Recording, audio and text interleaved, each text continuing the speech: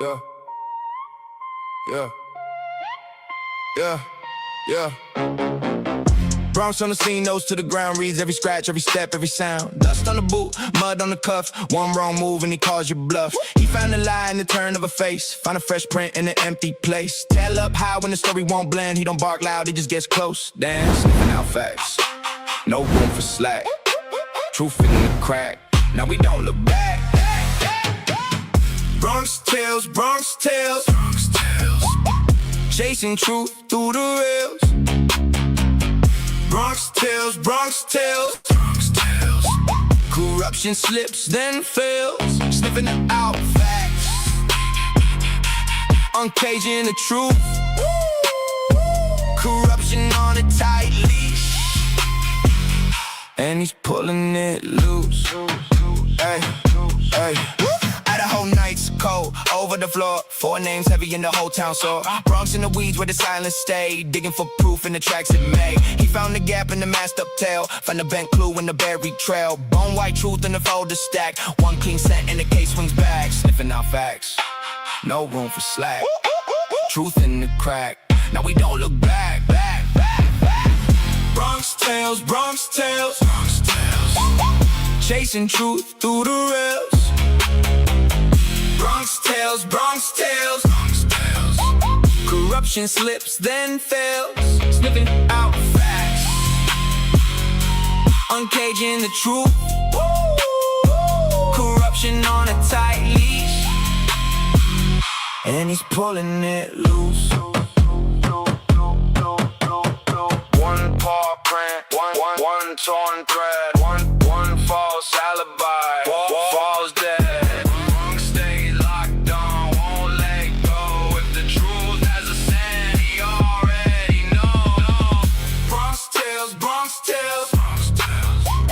Chasing truth through the rails. BronxTails, BronxTails, BronxTails, corruption slips then fails, sniffing out facts, uncaging the truth. Corruption on a tight leash, and he's pulling it loose.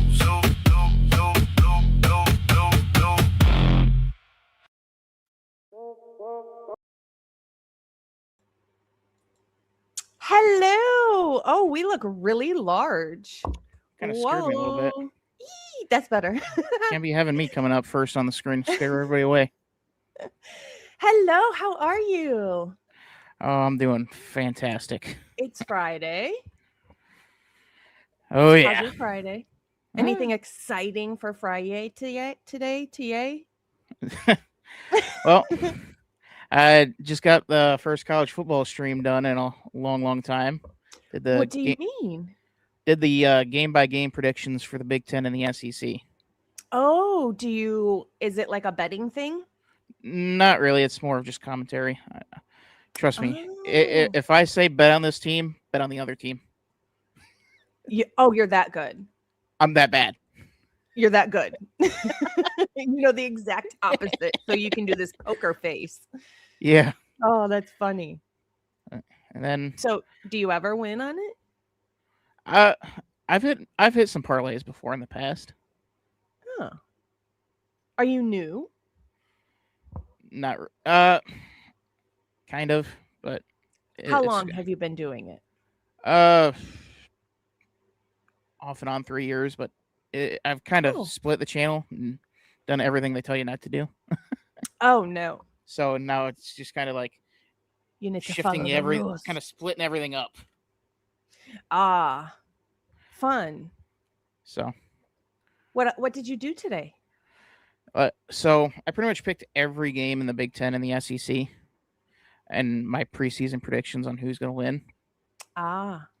Which includes the greatest rivalry in all of sports, Ohio State versus Michigan. And how long does it take to do all of that?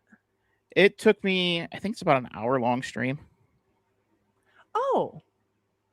Yeah, that's not bad. Yeah, when I get excited, I can talk pretty fast. Huh. So it's kind of like a normal, like doing a live, like what we're doing. Yeah. Just I just have, just sports. football. Yeah. Oh, Okay, cool. Well, welcome to BronxTails, and thank you everybody for joining us tonight. We're going to have a fun chit-chat conversation about everything Idaho. I have found a couple of little interesting things and some pictures, and we're going to talk about some other stuff. And so, welcome everybody. This is Dylan with Hildreth Investigates and Reacts. And we're just going to chit chat and have a fun Friday today. So thank you everybody for being here. We appreciate you. Do you tune in to, I hate that the chat is like on your face. How do I move it? Can I move it? No. There's a not that. thing. There should be a thing in the chat up at the top. There's a toggle. You can toggle it off, or you can change the way that it is. No, not that. Like it'd be up towards the top. I've kind of played with it a little bit. I don't know. I'm not good at tech stuff. Does it say it in here? It'd be where the comments are, and it'd be up towards the top. Don't know. No. Not good. I'm gonna try sitting like this. Is that better? Oh, they're on. Oh, that's better. Oh, that's one way to do it. No. Wait, where'd I put it? Okay, that's a little better. Is that okay? Whatever you want to do. It's just I don't like it on your face. That's not nice. Okay. So, do you follow Luigi Mangione? All I know about that case is he got caught in 4K. That's about it. Okay, so for a long time, I wasn't sure. I didn't follow that one like I do, Idaho and get into all the nitty-gritty details, but I did follow it, especially at the beginning. And it was really hard to tell with some of the pictures. And I was like, I don't know if that's him. There's some that don't look like him. Some of the pictures, some of all the stuff they were showing. There was some weird things about, how he got caught and what he got caught with, because he basically got caught with everything that was at the scene and used at the scene, but it was not the same day. It was just a really weird case from the very beginning. So today, apparently, he ended up saying that he is guilty, and he told the courts that he made a ghost gun with a 3D printer, that he emailed United Healthcare in trying to find a way to get close to Brian Thompson, the CEO. And he ended up getting information on the next conference, and he pretended he was an investor. And so they gave him the information where Brian Thompson was going to be, what time, what day, where it was at. So he got everything together that he needed. And when Brian Thompson got out of the car and went to go into the building, he said he shot him. I'm like, I don't know why people tell on themselves. I don't get it. You fought this long, because this was 2 years ago. He's fought this long. So why now? I don't understand. Especially, this was in New York, correct? Yeah, I think it was in New York doesn't have the death penalty, so what do you have to lose? Right. Well, and I think with people in jail in general, you don't have anything else to do. Why not just come up with the best defense ever in world history and take your time doing it? You have nothing else to do. Yeah. He's not guilty. Yeah, and especially the way that some people react, because he's a good-looking guy. I mean, roll the dice. Find that one person that's gonna overlook everything and say, "No, he's innocent." Yeah. I still think it's a little bit strange, just because, he says that it was a 3D printed gun, but it didn't really look like it.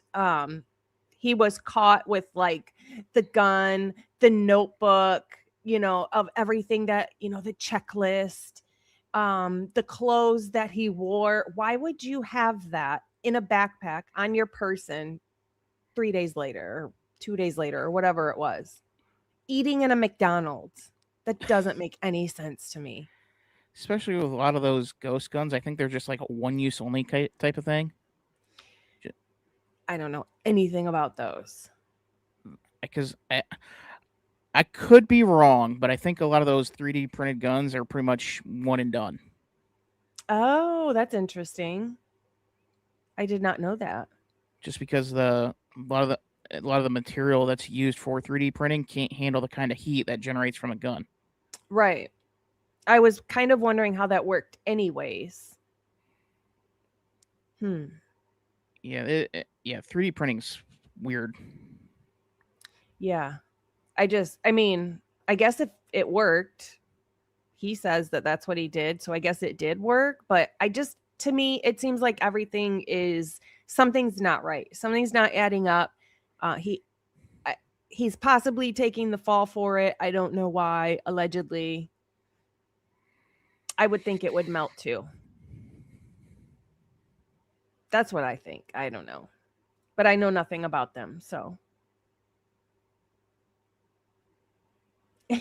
Michelle says, could you explain, Dylan, please, for the blonde UK person?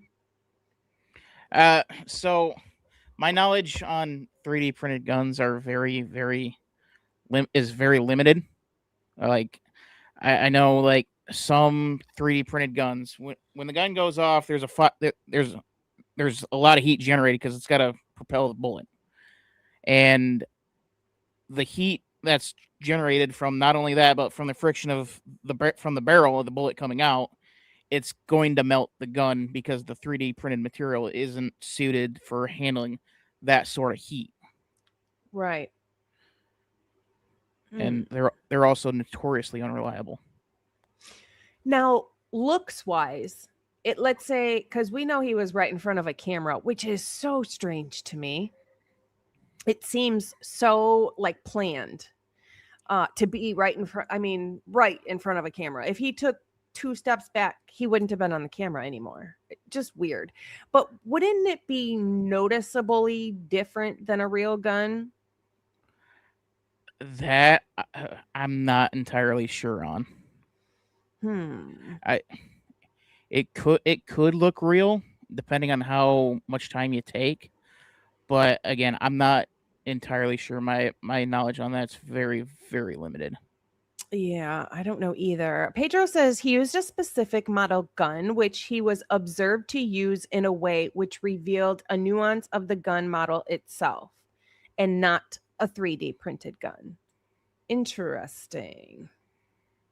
I just don't understand. I would think that when you get a 3D printer, there's like, I've never even probably seen one, so I don't know how they work, but when you enter something that you want to make, aren't there like, how ChatGPT is like, you say, hey, make this picture for me. And they're like, nope, we can't. We have guidelines. Is a 3D printer the same way? Can you enter like, hey, print me a gun? No. So the way a lot of 3D printed stuff works is you got to like print like one piece, and then you go and print another piece, and you got to piece it together outside of the printer. Interesting. So now we're getting deep into something else. So to print a 3D gun, you have to print it in a bunch of different pieces. Yeah, I don't know the technical terms for it, but like you would have to like individually print like the handle, the rack, the chamber, the trigger, like any part that would be moving, or you would have to print it individually. Interesting. I would think it would just fall apart. Depends on the material made, and don't ask me what material that would be. Yeah. Interesting. I didn't know. Well, Luigi, me, and Gion apparently today said he's guilty, said he did it. So I guess we'll see now what comes out of this, because I don't think many people were expecting this. I really don't. Just the little bit that I've seen, I'm a little bit surprised just because there's nothing at risk. They're not going to put you to death. Mhm. And again, he's a good looking guy.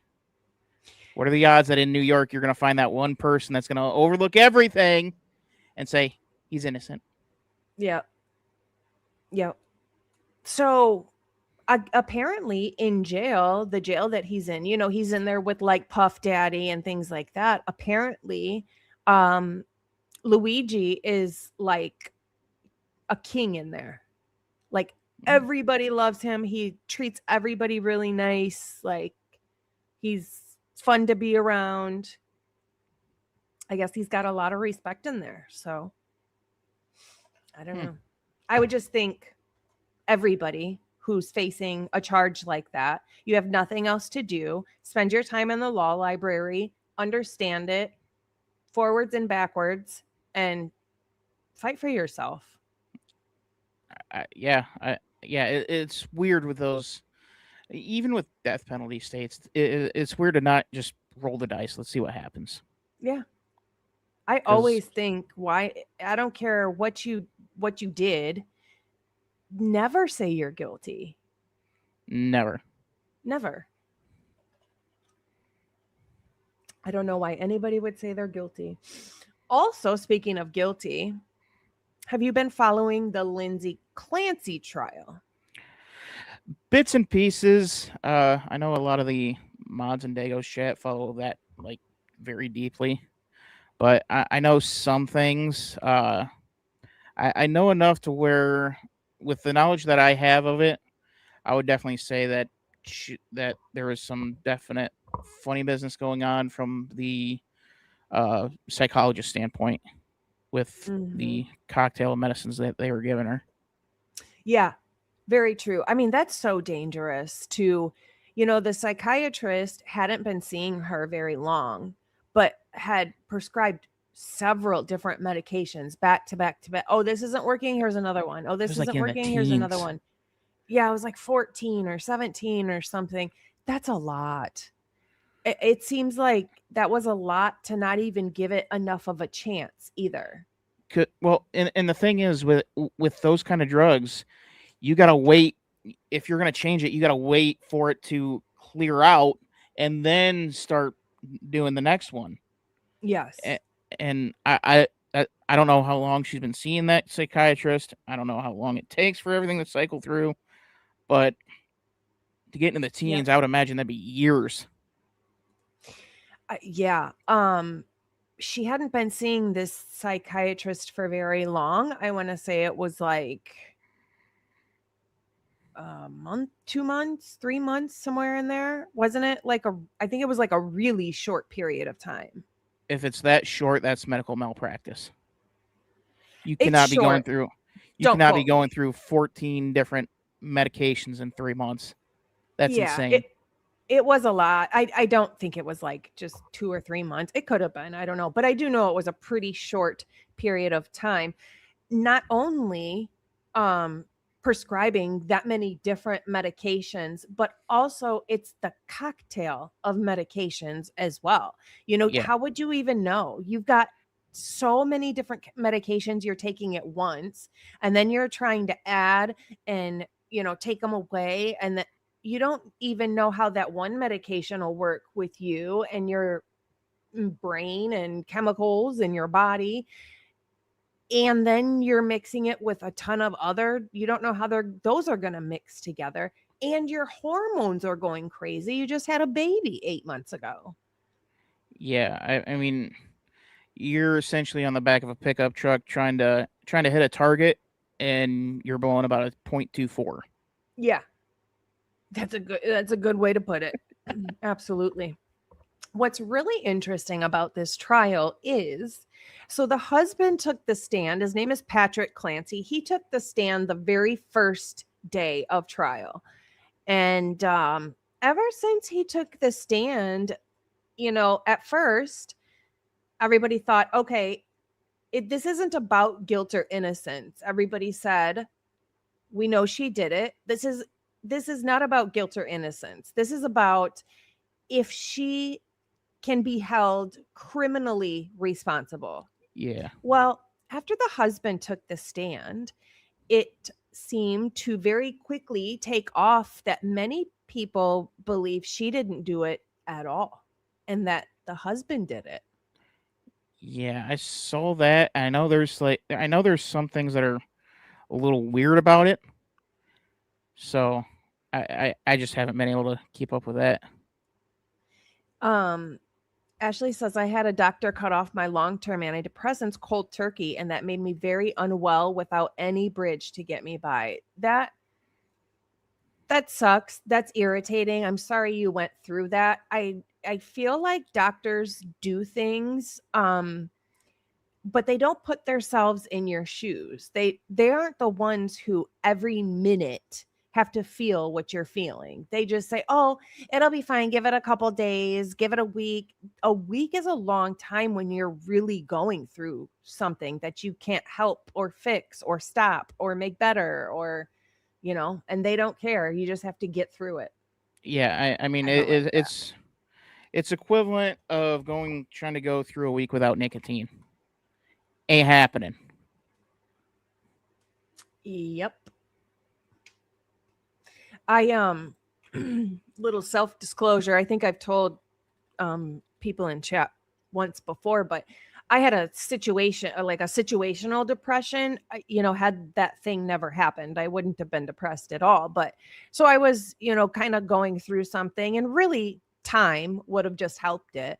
But my doctor decided to put me on a medication. I've never taken a medication for depression or anything like that in my life. So it was something new. And I was like, well, if it can make me feel not sad, then yeah, I'll try it. So I tried it, and very quickly, I would say within a week, I was hanging things on my windows, hiding in closets. I thought there were literal ninjas in my tree watching me at night, just waiting to get me. Yes. And then it finally clicked after like a week. You're there, you get it. Yeah. But it feels so real too. Yeah. So like you don't know, you don't get it. It's a really strange, I can't even explain it.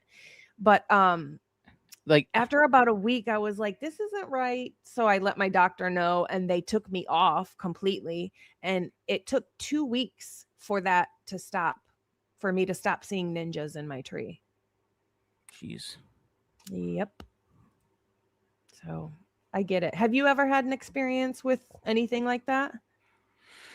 No, the only thing that I've ever been diagnosed with was ADD, and they gave me some sort of medication for it that my mom's boyfriend at the time said, no, you don't need that.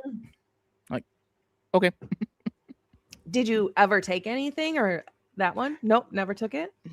No, I probably took it for about a week, but it was so long ago. I don't remember really anything. Yeah. Interesting.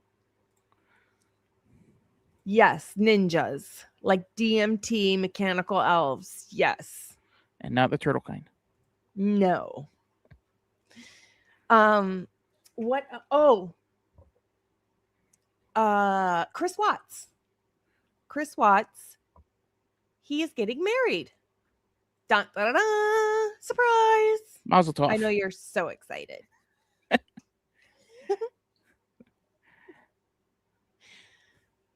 Whatever floats their boat, I guess. Hi, niece. Yes. Yes, way. Yes, Chris Watts is getting married. Her name is Lizzie Henderson. She is from Ohio. Hi, Dago. Dago's from Ohio. Ohio. Hello, Dago. Good to see you. Yes, way. Chris Watts is getting married. I am absolutely not going to disclose. No, I never really followed any of that. I didn't get into true crime stuff till Kylie Rodney, and I've pretty much been a one case pony from there. Hello, Seahawks. Good to see you. Yeah. So Chris Watts is getting married. Excuse me. To a woman who is from Ohio, but he's in Wisconsin in prison. He's at the Dodge Correctional Center, which is in Wisconsin. So she was driving 8 hours a day to go see him, or whatever it was. It's 8 hours there, 8 hours back. So I guess she did this for a while because she's been, I guess, seeing him for like a couple years, 3 years maybe. And so she ended up moving her and her family, like her mom and stuff, to Wisconsin to be closer to him. So now it's only an hour drive for her. But she bought herself a wedding ring. Oh, Jesus. A big one. It doesn't look real to me, but it doesn't matter. I would wear a fake one. I don't care. But yeah, she wears a big honking chunk of a diamond on her finger, and they're apparently getting married. Lizzie Henderson. That's her name. Let me see if I can find here is maybe. Here it is. Here, I'll share the picture. I'm definitely announcing where I'm from because I'm definitely no longer from Ohio. You used to live in Ohio? No, I live in Ohio. Oh, you do? Everybody lives in Ohio. That's gonna be my new biggest secret now after hearing about this. Oh my gosh. Don't tell nobody. That's hilarious. Well, this right here is Lizzie Henderson, and this is who Chris Watts is going to marry. She 39-year-old, she's a realtor. So she actually has a decent, makes a decent living for herself. Well, she is a realtor. And she has been using the name Lizzie Watts for a while now. Oh, good Lord. I didn't know you could just make up a name and use it. I thought you had to like legally obtain that name to be able to use You can legally a different change your name. name. I know you can legally change your name. Just kind of depends on like for an example, if I were to change my last name to Earnhardt, I wouldn't be able to use that last name because it's already trademarked. That was the only name I could think of off the top of my head that I know for a fact is trademarked.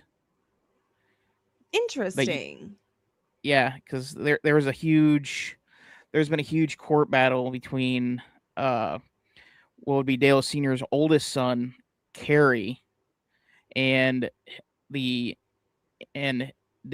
Sr.'s last wife, because Kerry was trying to do, I think it was like an interior design business, and he wanted to use his name, but because Teresa owned the trademark to Earnhardt, he couldn't use it, and she wasn't letting him use it. Wow. Interesting. Oh my goodness. That's kind of crazy. I mean, I get it, Wild. I guess, but it's a name. And it's his own son. Yeah, I get that it's their name, but still, like, my goodness, come on. Oh yeah, Teresa Earnhardt's like the most hated person in NASCAR. So it's almost like I don't like watch Voldemort. NASCAR. It's like Voldemort. I wouldn't be fighting over a name, that's for sure. But here is Miss Lizzie, and this is who Chris Watts is marrying, apparently. I'm curious how that works for people. Somebody who's free, who's always been free, living in the free world, and seeking somebody out in prison to marry to. I don't get it. Am I the only one? I don't get it. I got nothing. I mean, I guess I could understand maybe like chit-chatting with somebody, not really seeking somebody out, but I could see somebody who is famous for something, just seeing if you like being funny, seeing if you get a letter back, but not actually like having a back and forth. I Going don't through know. all those steps. Yeah, and surely not to fall in love with somebody, or that would be like a full-time job. That's always been an interesting phenomenon. It's weird. Everybody loves the bad boys.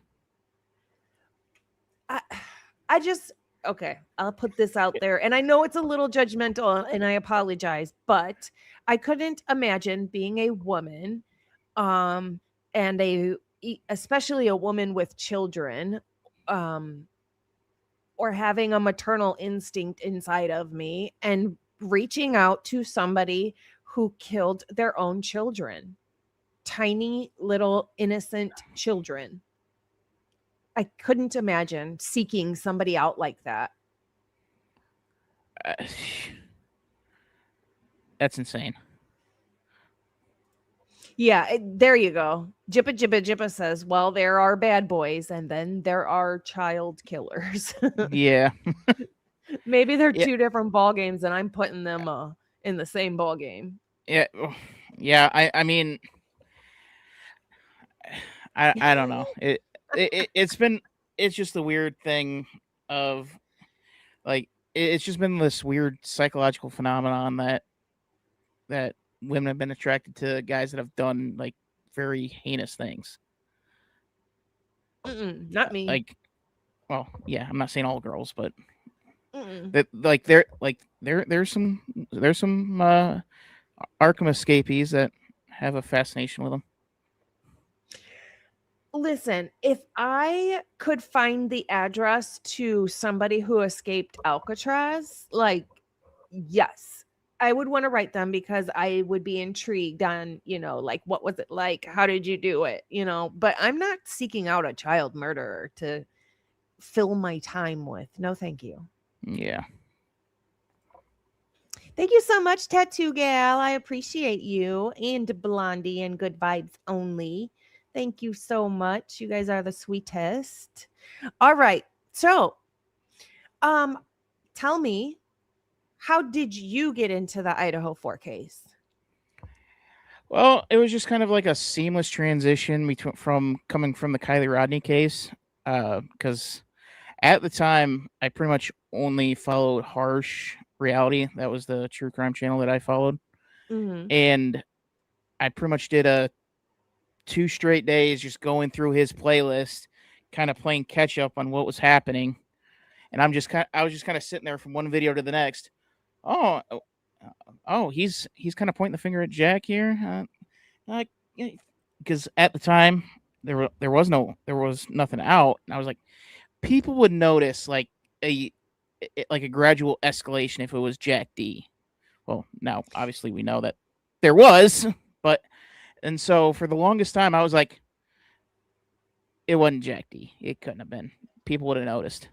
And then all of a sudden, I'm going through the ISP docs and I see that. And I'm like, oh my God. Yep.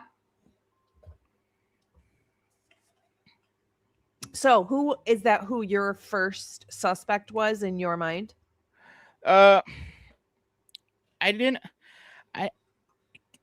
Jack D wasn't my first suspect. I don't want to say I really had like a first suspect, because it was just kind of like, all right, let's see what the cops come up with. Let's see what happens. They come with Brian Kohberger. Okay. And then they keep saying, oh, we got 63 terabytes of data. All right, let's see. Convince me that it's Brian Kohberger. Docs come out. What? And then the more that I kind of dug into this case, I started looking at Jack, and then I kind of found out that they were looking at Jack, and there was Showalter, and just kind of the way that everything was lining up. And then Mom steps in, shuts it down. Like, oh, that was their first patsy. Okay. Oh, yeah. That's interesting. And then they kind of start pointing towards Kopaka, and then all that stuff happens. And I was like, interesting. And then somehow out of the blue, they got a guy from Pennsylvania that's been there for 6 months, and it's like, what?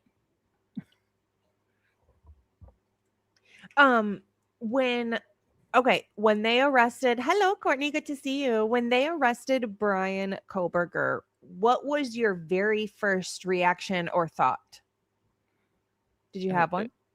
It was kind of like, okay, let's see what they got.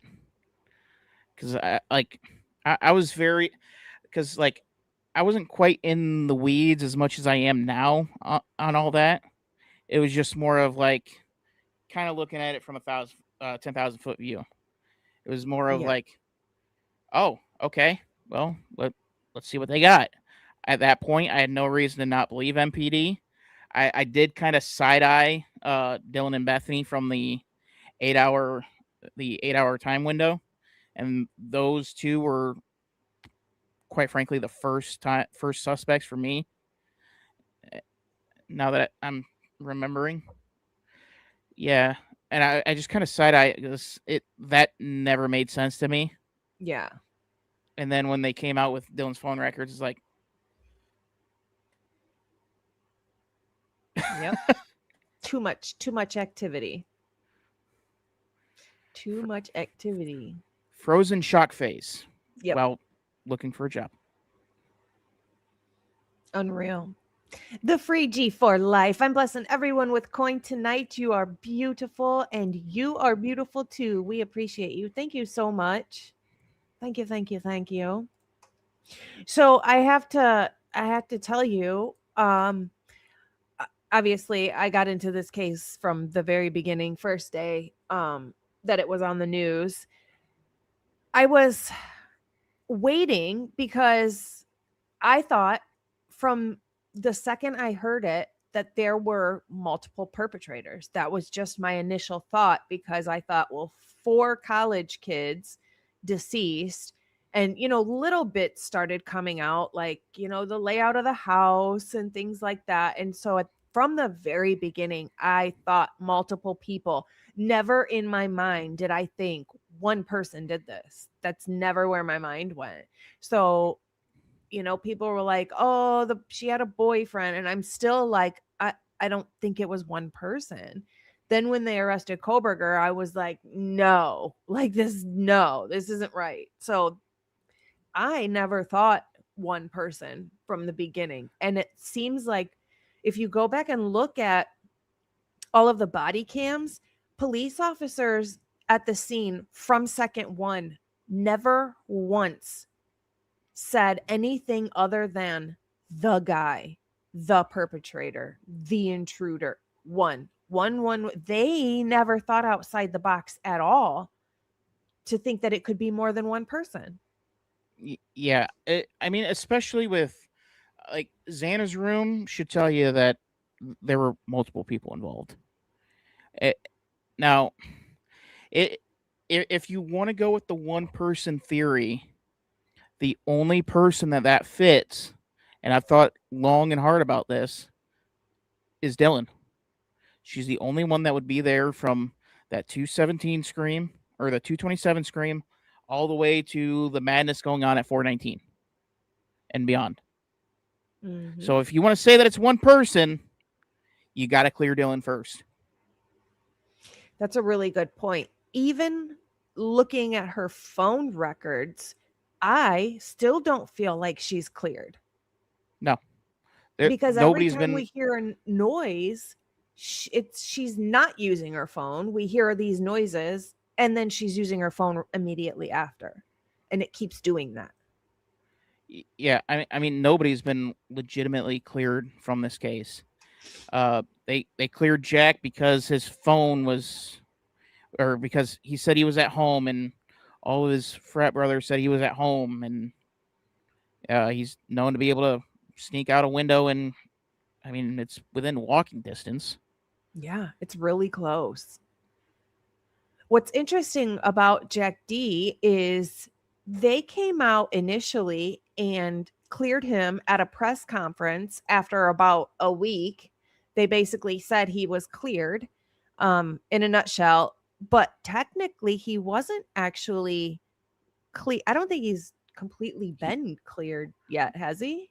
To my understanding, he was the number one suspect all the way up until the plea. 2025. Because they didn't even get his DNA and stuff until his phone and stuff until 2025, right? I think a they had long his time. phone, but they didn't take fingerprints until 2025. Yeah.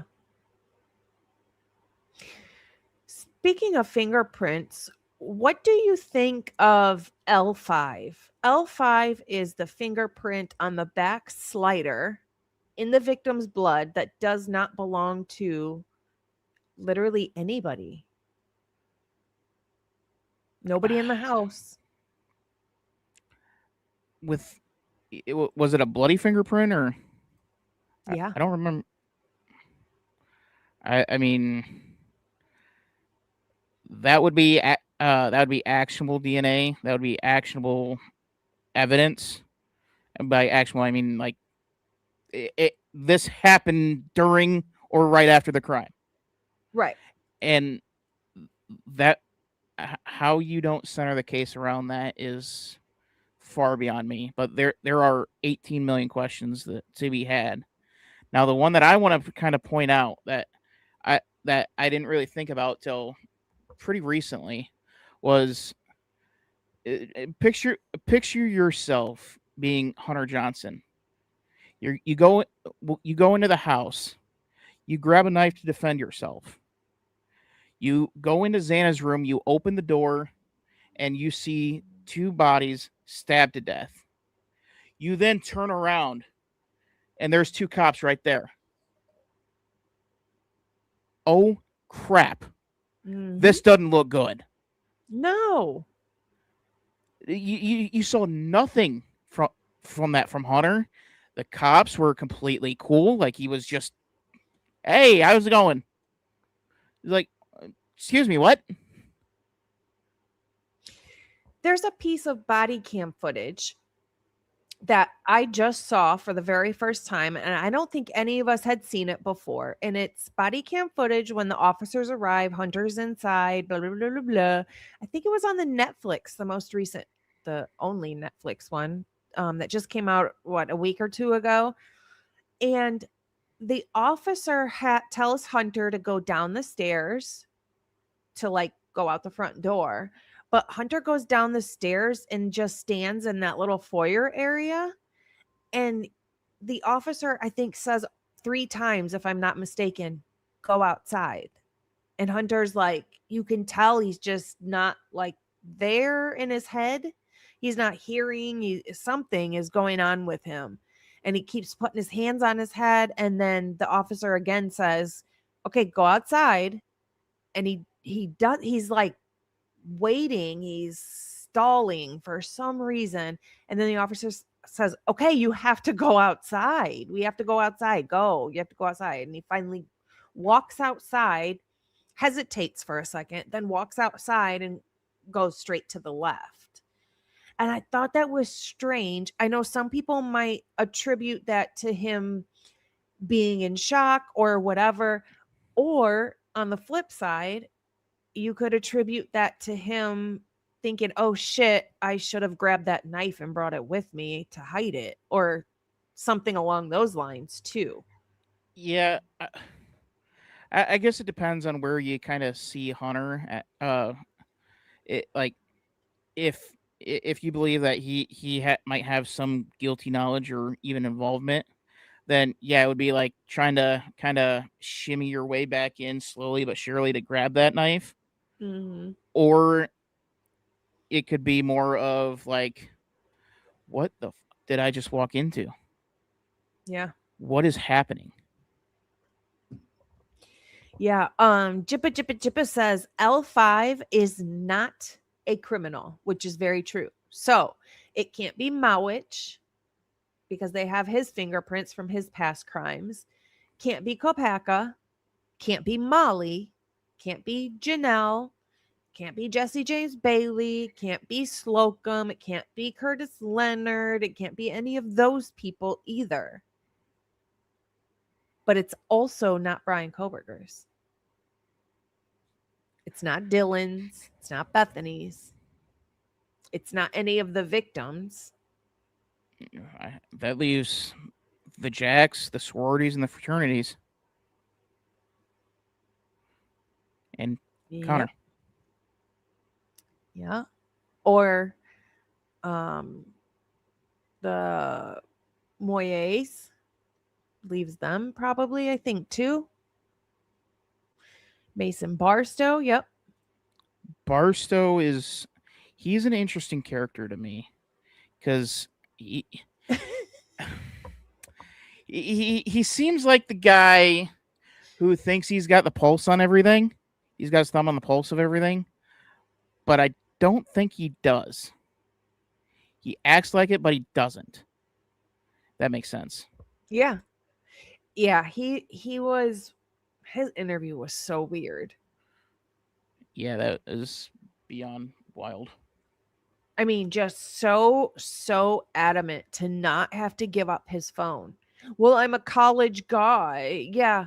So is all the other dudes here. Like, I mean, well, what was interesting was he wasn't being defensive over photos. He was being defensive over messages. right. That's what perked my ears up. Because I can understand, like, I got some photos in there that I really don't want leaked, but he was more concerned about the messages. Yeah. And that's when I was like, oh, okay, now this is actually something. Yeah. You would think it would be photos. You would think for anybody it would be photos. Like, we're all grown adults. Like, I'm sure we have a photo or two that we really wouldn't like getting out there, but that is not what he was worried about. So that's very interesting. And if you think about it, I'm sure they said, and I'm pretty sure they did actually say, if it's about drugs, that's not what we're here for. We don't care about, they say that to everybody. So he would have known it wasn't that. So what else could it be?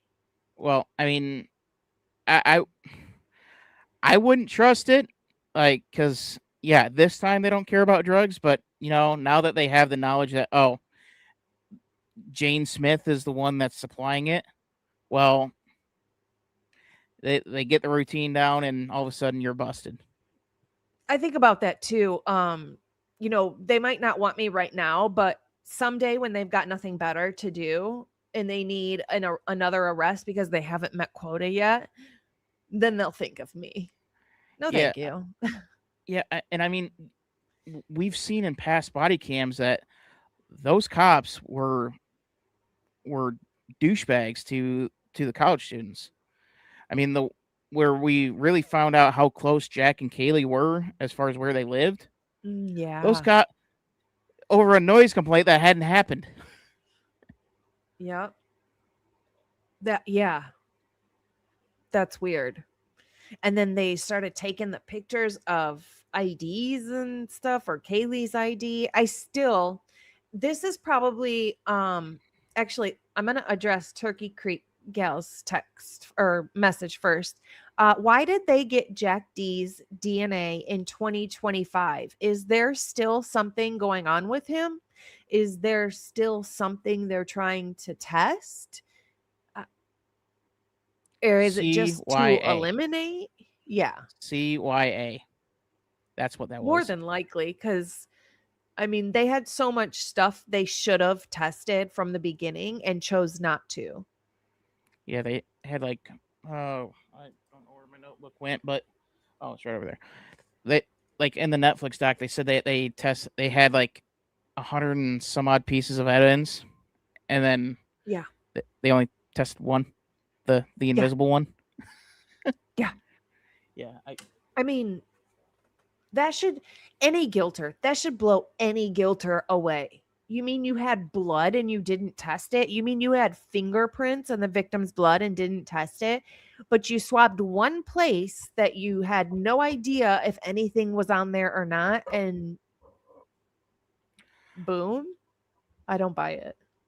Well, I've said this for years at this point. Guilters are more concerned about being right as opposed to getting it right.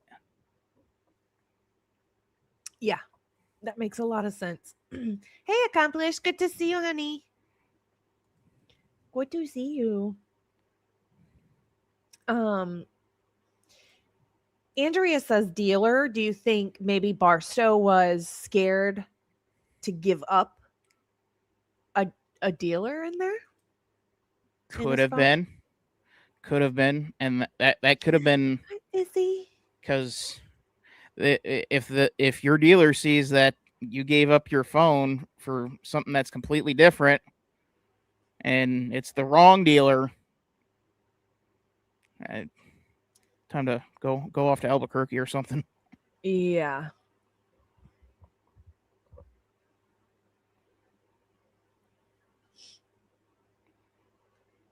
Jippa says, first swab matches Brian Koberger. First car they search for matches Brian Koberger. I mean, when you look at it, that was probably the quickest and easiest investigation I've ever heard of in my life. Out of 22,000 cars, the first one you look into is the person that ends up getting arrested for this. And that's not even including when they first were going after two-door cars that weren't even Hondas. And then they went to 2011 to 2013 Hyundais. And then once they got Brian Koberger, then they switched it to the 2015 to 2017. Well, I think the expert who was looking into the cars, didn't he initially, I know it was like written funny or could be taken in a different way, but he did say something about this car I don't think fits with 2015, 2016. It only fits with 2011 to 2013. I'd have to go back and read it. I don't remember entirely. I do know that they were looking for a two-door vehicle because of Jack D's interview. So we need to know how a car grew two more doors. Yes. What blows me away about that too is, and I'm sure it is like this for everybody, not just the two doors, not just a Nissan, but the fact that they said the exhaust was loud, noticeably loud. So that tells us two things. It's not Brian Koberger's car. The car that they're looking for is obviously very specific. And how come we don't hear that on the video, but they do? We don't hear that on 1112 cam. We don't even hear it on Linda Lane cam or anything.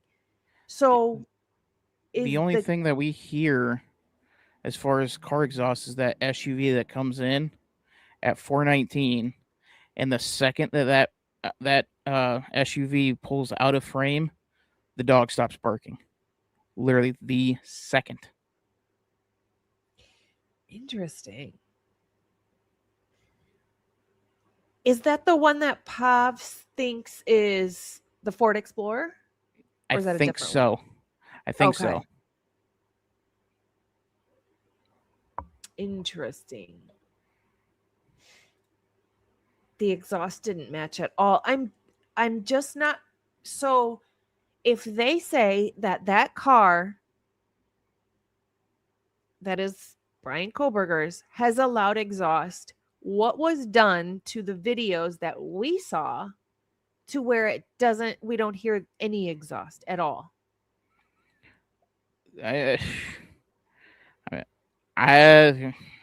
mean, we know there's a lot of editing done in that. We see, I think, this is when I was first getting into Dago's panels. But it would be, I remember like feet appearing on the 1112, just kind of walking by, like somebody was edited that out and they got lazy with the feet. And like there was a lot of things that you could kind of tell that they were edited. And so my guess is they edited that out. Interesting. Very, very interesting. Or at least somebody did. Because remember, Jack DeCoeur had that footage for about 8 days until before MPD got it. Yes. And didn't they try and get into it in like a different way? They tried to get an SD card out of it, which that would be the dumbest way possible. You just get the login information, download it, and off you go. Oh, I want to show you something. Because you are talking about feet, where you can. Do you remember what timestamp that was, and on what? No, you. But you I know it was on specifically 11. remember. I know it was on 11/12 Ring camera. I just don't. That's just all I remember from it. And you specifically remember seeing a pair of feet, but no body was attached to it, and it was edited out. Yeah, you could kind of see motion at the base of the steps. So it was like it almost looked like somebody was walking by. Oh. But like it was like kind of like seeing ghosts. A ghost walk by. Okay, I'm gonna share something with you that I find very interesting. Let's see.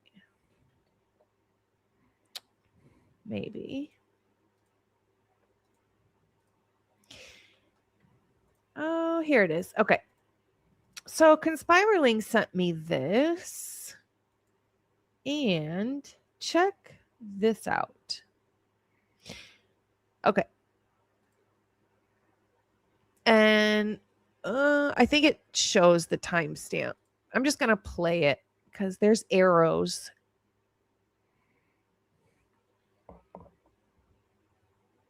Oh, that's interesting. Isn't it? There's no sound to it. And I know people will say,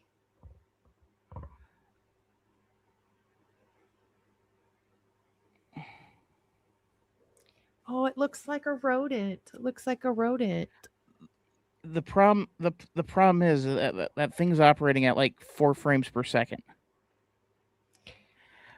I would need to see like a baseline to see exactly, but like the frame rate on that is ridiculously slow.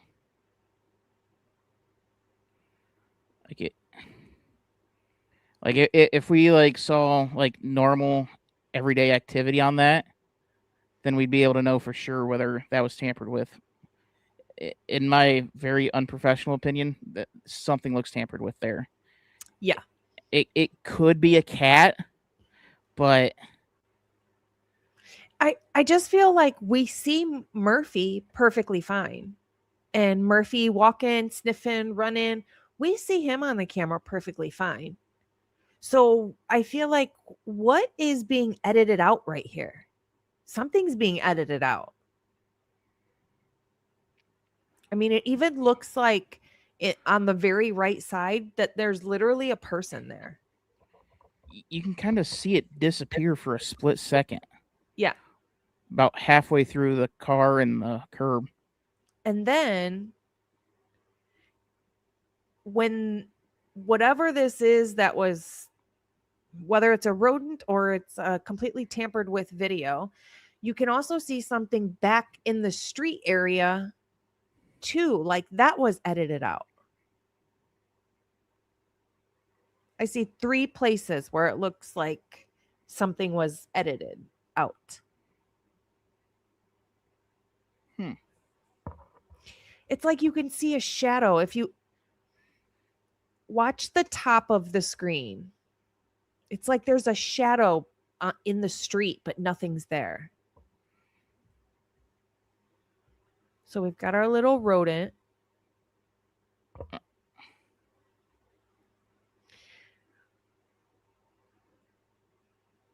Or what people would think is probably a rodent. But I think it's something edited. Yeah, there's something edited because you can kind of see in one of the frames that like there's a dot behind it. Do you see that arrow where that was just pointing to in the middle of the street? Hold on, right there. You can kind of see like the outline of whatever that was. Kind of keep going. That is like a slow frame rate. I think I saw it that time.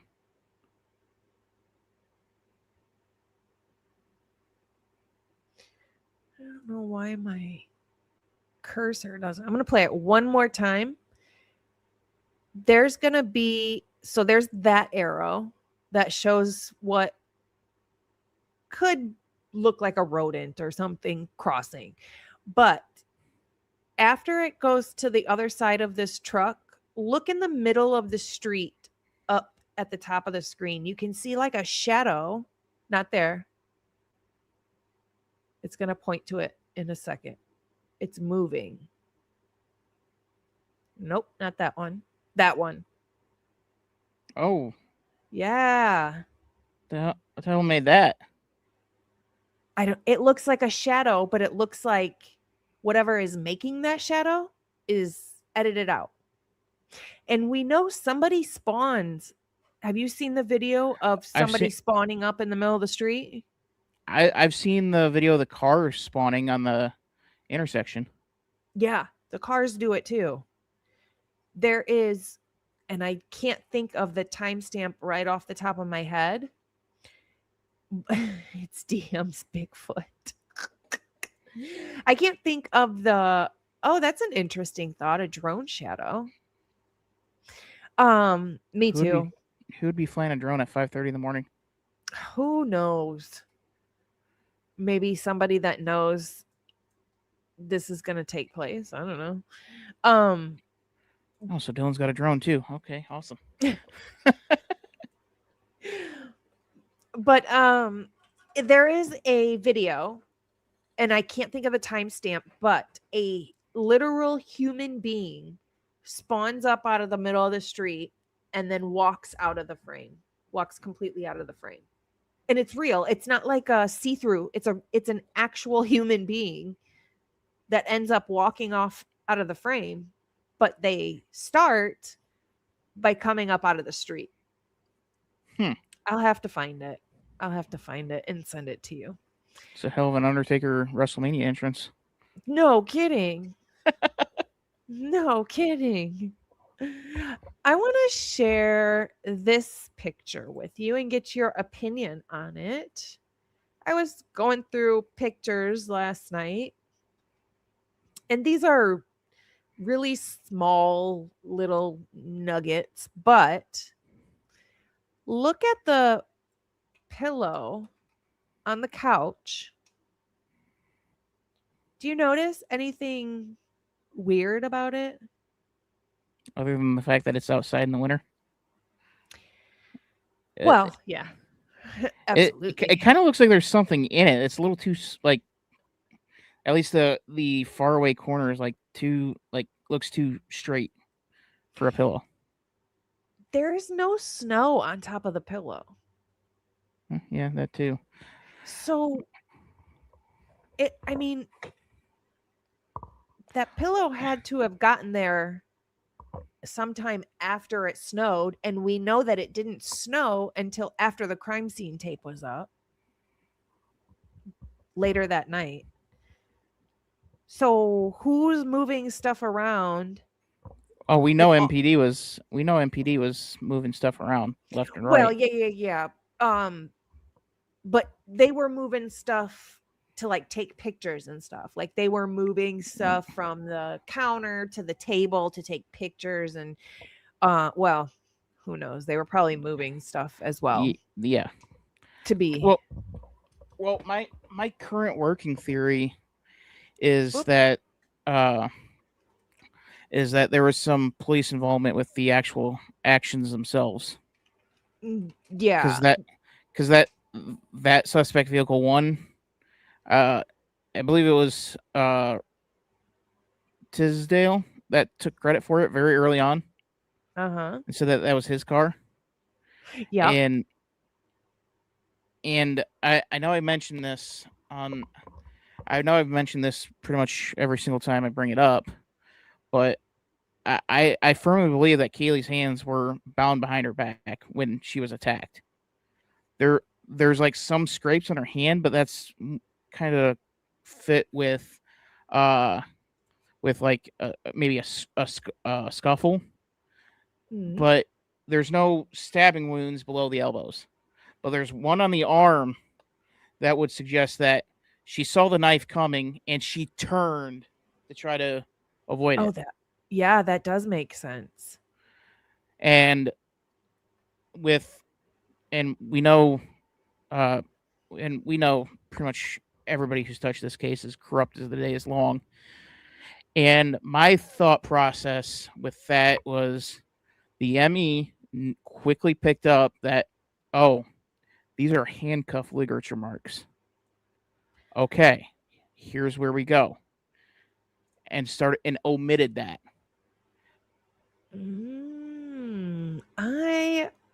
That's very interesting. I want to show you something, but let me dig it up first.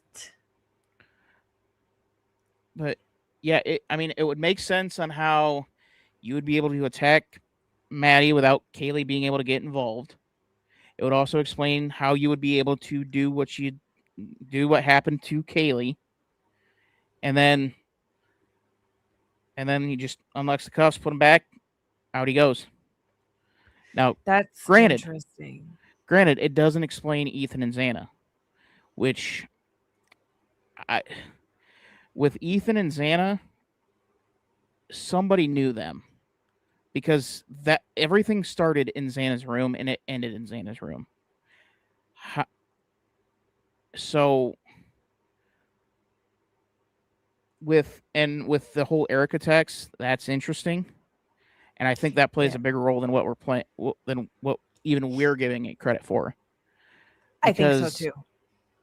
Because even though I don't trust Pistol Pete, there is truth to dating someone like Xana can be very, very difficult. And guys are going to be jealous, even though there's no reason to be. They're just going to be. I can attest to that. And let's say Peter's right about Ethan kind of expressing feelings about that. Well, you get a text saying, hey, Xana's cheating on you. Yeah. Oh, okay. And then he storms out. Maybe he goes back to 1122. Maybe he's like, I'm going to get some revenge. He knows he's good looking. He knows there's a good chance one of the roommates is going to be home. I'll let you draw the rest of that. It's funny you say that because I've been saying for months and months now that I think Ethan and Bethany had something going on. It could very well be. It could be Bethany. It could be Lakeland. The problem is you got so the person that killed Xana was not on scene when the cops rolled up. No chance. And I think whoever killed Ethan and Xana were not on scene. They would have a significant clump of hair missing, and they'd be scratched to hell. So, who's close to them that wasn't at the scene? Lake wasn't interviewed for another couple weeks. And now, depending on how deep maybe scratches were, makeup could cover it up. Maybe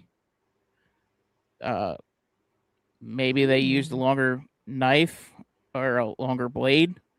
That way, it wouldn't slip because of the blood. Does anybody think? Well, two things I have for you. I'll start with this one. Conspiraling made this like board And it was really cool, and it really, the way she aligned everything on it and put the timestamps and everything allowed my brain to see things differently.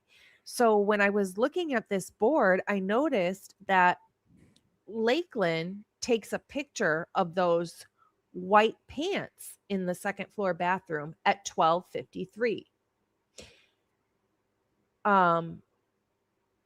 Ethan got the "you're being cheated on" text at the same time.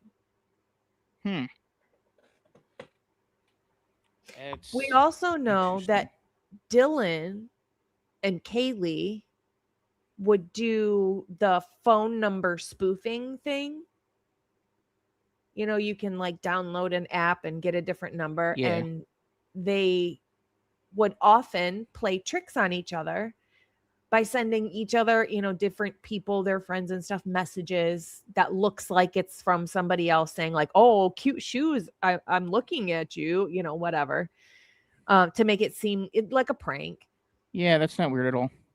But all right. But is that Erica? Did Lakeland take the picture of the pants in the bathroom to make it look like Xana had somebody over and their pants were in the bathroom?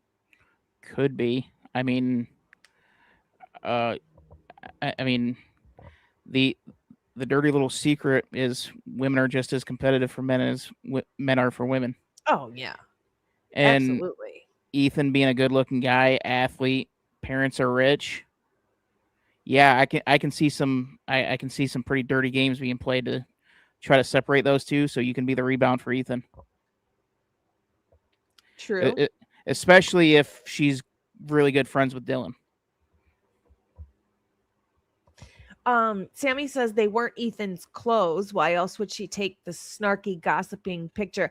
No, I know that the clothes in the bathroom were not Ethan's, but I was thinking maybe she was using them to just make it look like, you know, somebody else's clothes, and she's doing the whole Dana's cheating on you. Look, there's another man's pants in here, and yeah. Thank you so much, Psycho. And the other thing that I found really interesting is that Cougar Den chat. That's weird. Ethan and the roommates were in it, but Xana was not. Right. Isn't that weird? And hi, Mystic. And they added Ethan that day. Yeah. On the 12th. Wasn't it like in the evening, like dinner time hours as well? I think so. I think so. Yep. Let me show you this. It might have been. It might have been a little earlier than that, but yeah, it's weird to have that. I don't understand why you would add the boyfriend and not the. Whoa. Thank you so much. I appreciate you. Yeah. So, okay. My favorite document will forever be the autopsy reports, because those gave us so much information. So I made a bunch of pictures that reflected exactly what the autopsy report states. In the autopsy report, it states that Ethan had a mark on his wrist. It wasn't a cut. It wasn't from the serration of the knife. It wasn't an actual abrasion. It was just like a mark, like something had his wrist tied. And this is apparently what it would look like from the words that described what Ethan's wrists look like. And to me, that looks like, zip ties or cuffs or something. Looks more like zip ties to me. Because with handcuffs, I think it would be a little bit thicker, and it would be like two individual lines depending on which kind. Yeah, and I feel like that would explain. Everyone says, why wouldn't Ethan, fight for Xana? What? Well, maybe because he couldn't. Same with Kaylee not having defensive marks. Maybe because she couldn't. Yeah. Yeah, that's very plausible. They do. Rogue says cops use zip tie cuffs too. They sure do. Yeah, those are usually more like riot situations though, not so much like you're not going to see street cops have those. You don't think so? No, that would be no. The only time I've ever seen them use is like in a chaos situation. I don't know. I think that they would have them. Just I, even as just backup, because you never know. yeah, I mean that where they could possibly just be from frats or sororities. Absolutely could be, yeah. Absolutely. Okay, I'm gonna remove this picture. I have another picture. And I was watching Harsh earlier, and he brought up an interesting point with Dylan's story because she says that she hears Kaylee crying on the second floor bathroom, Mhm.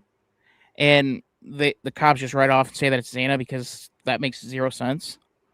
Yet she was listening so closely that she could tell the tone of "It's okay, I'm here to help you." So let's believe Dylan's story for a second. That's so hard How to do, though. at least this part of the story. Let's say that was Kaylee in on the second floor bathroom.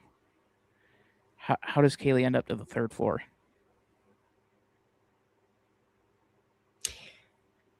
um. Well, there would have to be more than one person. There'd have to be more than one perpetrator, and drag, carry. I don't know. I mean, Sigma Chi's are athletic. They're strong. Yeah. They they know how to lift a lot of dead weight, so to speak. And with Kaylee's blood being all over the place on that second floor. Now, what's interesting is there's blood on the stairwell going down to the first floor. Yes. That is a little bit hard to account for, and I'm trying to kind of piece that together. So that, and then wasn't Ethan's blood found on on that short wall too? There is one drop of Ethan's blood Hmm. on that short wall. Yeah, And it's the but it definitely only wasn't clean. blood. It's the only blood on the short wall that wasn't diluted. Hmm. Wasn't it? Or no, that would have been in Xana's room. Wasn't it by like White Claws? Yes. Okay. I think the white claw box was on top of it, if I'm not mistaken. It was on top when the cops got there, but it somehow got moved to the floor. Yes. I remember seeing something on that. Yep. Yep. It was under the white claw box. So if all of the blood around it is diluted, literally all of it is diluted around this one drop of Ethan's blood, that should tell us that that drop of Ethan's blood got there at a completely different time. And it had to be after the blood got diluted, or else his would be diluted too. Yeah, or they never moved the White Claw box to when they were cleaning. They never thought to move the White Claw box. So that would mean that all the blood got there, including Ethan's. And after that, somebody set the White Claw box down on top of Ethan's blood. And then the blood got diluted somehow, but Ethan's blood was covered by the White Claw box, so it did not get diluted. And was there anything in the White Claw box, or was it empty? I'm actually not sure. That's a good Because question. Hi, because Casey. I think that would be important too. Because if they're gonna say it was condensation, then then if there was anything in that box, it would have absolutely been diluted. Listen to this. And this is the reason I don't think it's condensation,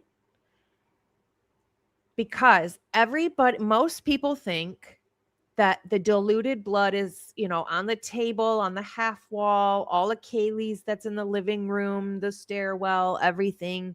That's all diluted. So a lot of people think it's condensation, or somebody took a shower, or somebody sprayed it, or, whatever. But that's not the only place where diluted blood is. There is diluted blood above Ethan's head in Xana's room on the wall, and it's halfway up the wall. But the other blood, the arterial spray that's on the wall, that's not diluted of Ethan's. It's above that, and it's just like maybe 10 specks on the wall. That's diluted. Weird, right? How would those specks get diluted, but not the blood under it? Even if you're trying to clean it, that wouldn't make sense. Right. Unless somebody went rogue and started thinking that they could clean that whole bedroom, and someone said, no, don't do that.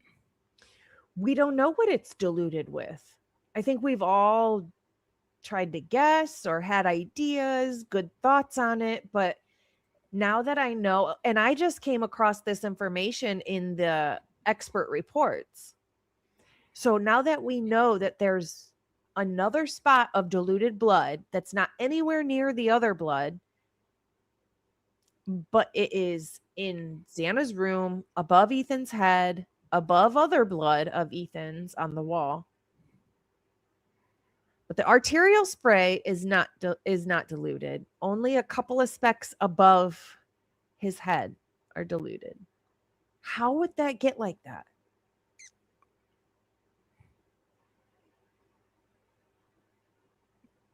My only guess would be the perpetrator realized that that was likely his or her own blood. It was, oh shit. Oh, that's interesting, because they never tested it. That would be my guess. That's interesting. That's a really good guess. My guess is that that blood was there at a different time. And I don't mean not at crime time. I still mean at crime time. But a different time during crime time. Okay. So, like, we'll say Ethan was dead for hours, and then Xana comes home, and then round 2 starts, kind of thing. Could be. Or vice versa. Could be. Yep. Yeah, I have long. I still think that if this was all one big event, Ethan had to be the first one gone. Now, being the first doesn't mean the target, but I don't see an avenue where to get to where we got unless Ethan is the first one. Yeah. And at minimum, it was Ethan before Xana. And I think that 227 scream, I think that was Xana. See, everybody thinks it's a female, and I've always thought it was a male that made that scream.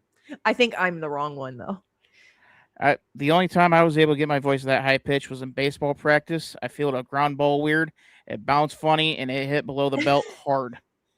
That's the only time I've ever been able to get my voice that high. Aw. Psycho says, how do they know it's diluted if they didn't test it? I mean, I don't think they swabbed it at all.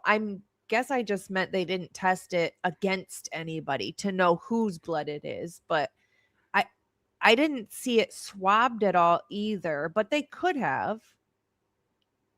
They could have, but I just meant they didn't test it against anybody to know whose blood it was.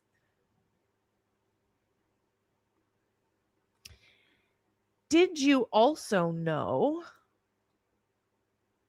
Hold on. Let's see. Oh, another thing I wanted to chit chat about was in closer to the beginning of the case, we saw TikToks of them kind of acting like each other, right? Yeah. Kaylee was acting like Xana, getting the broom out, like, oh, I'll just do all the chores. And everybody keeps saying that Xana was the clean one, which I just can't figure that out because Xana's room was a disaster. I know there was a fight in there, but her room was still a disaster. And I was talking to Conspiraling about it yesterday, and Conspiraling said, were these people looking for something and tore her room apart? It could have been. Now, it could also be the simple fact of like Xana would be more concerned about common areas as opposed to her own private quarters. Hmm.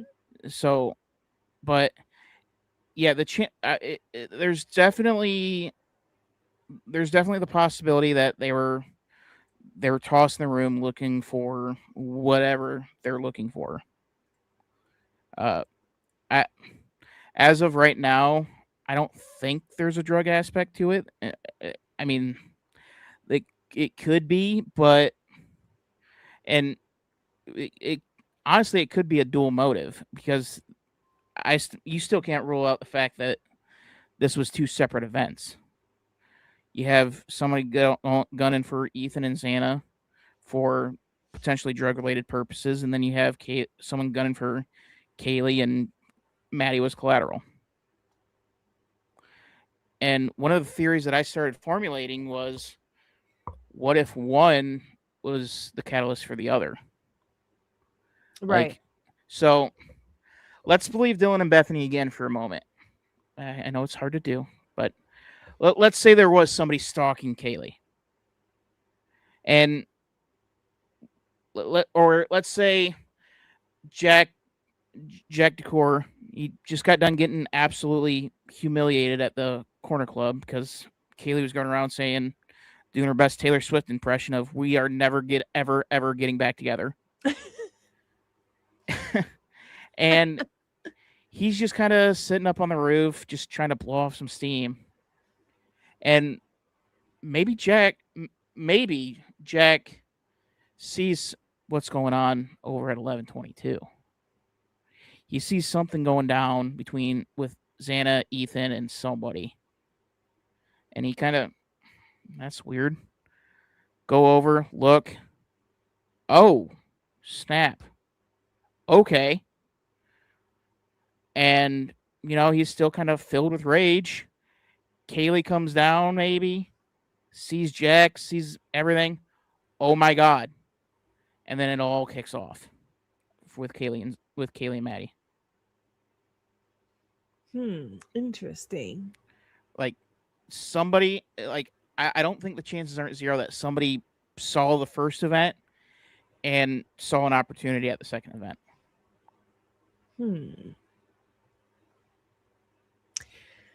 That's interesting. I've never really thought of it that way.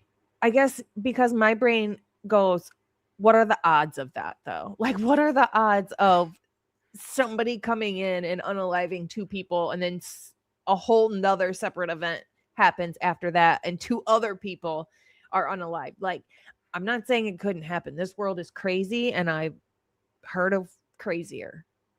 Could happen. I mean, if I would have came to you November 19th, 2022 and told you that one of the two of the four families would look like absolute horrible people by the time we got 4 years in, you'd say I was crazy. Maybe. So and on top of that, there's there's nothing of Kaylee and Maddie in Xana's room, and there's nothing of Xana and Ethan in Maddie's room. Nothing. So until you can create that connection, you can't have it. I want to address this comment. Sammy says the scream was Maisie, I'm pretty sure, but just speculating because that's all my government and judicial system have left us with to do. I couldn't agree with you more. We kind of do speculate a lot, and that's because we've gotten zero answers. So I get it, but I've never heard somebody speculate that that was Maisie screaming. I've never heard that, and that's why I want to put the comment up here because that's very interesting to me. I've never thought of that, but surely it's just as possible as anything else is. Yeah, I mean, I know Hunter's jacket was at that house. Hunter Chapin's jacket was there. Hunter Chapin's jacket was shoved in that little area under the TV. Let's not forget that Xana is living in Kaylee's old room. Yeah, it could just as easily be a mistaken identity. Yep. And Kaylee had dark hair for a while. Yep.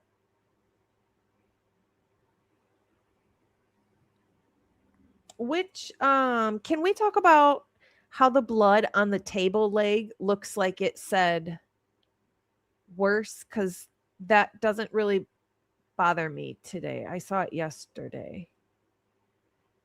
That it says something.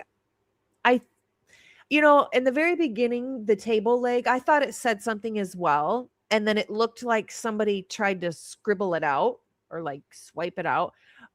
But then I think we were told that it was swabbed like that. It shouldn't have been swabbed like that, but that somebody swabbed it like that to test it. And that's why it looks like that. Well, that's awfully convenient. Yeah. Absolutely. Maddie, what did you tell Adam? I'll never understand why they interviewed him and never freaking asked him that question. I don't care if it was April of 2026 and you just figured out that that's what it says on that video. Why would you not call him and ask him? What did Maddie tell you? Yeah, I mean, because this wasn't an investigation, this was theater. This went from theater to professional wrestling once it got to the courtroom. Everything was predetermined. Professional wrestling, that's hilarious. Everything was predetermined. In my opinion, Ann Taylor was told, make it look like a good fight, and then have him fall in the end. Yep. And I theorized back in May that what if Ann Taylor wasn't telling him everything? What if Ann Taylor was keeping stuff from him? Well, here we are, months later. Yeah. Do you think, I don't trust a word that Cy says, so I don't know if I believe this whatsoever, but Cy said, Ann Taylor was going to visit Brian every day. Like they really had built like a bond or a friendship. Do you think it's possible that Ann Taylor told Brian like, hey, just say that I lied to you. Say that I threatened, whatever you want to say, I back you 100%.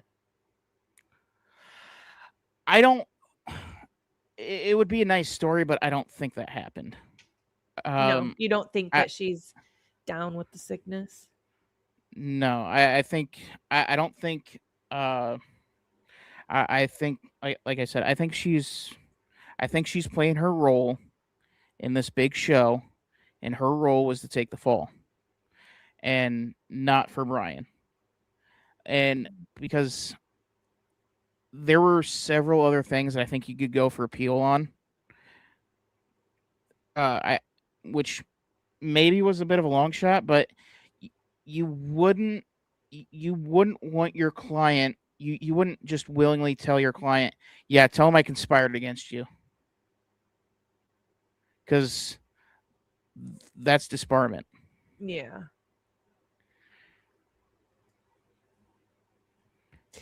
Yeah, I was just thinking like of her being like, I won't be mad at you if you say whatever. I won't be mad at you. I mean, I don't think Brian would particularly care one way or the other. Just the way that his makeup is. I'm just kind of. I was more surprised that he actually broke free from Ann Taylor's control, because you have to remember, every single day, the media and you'd imagine the COs, the officers, you're being called a monster every single day for 3 years, and you see it on the news, and eventually you're going to believe it, whether it's true or not. And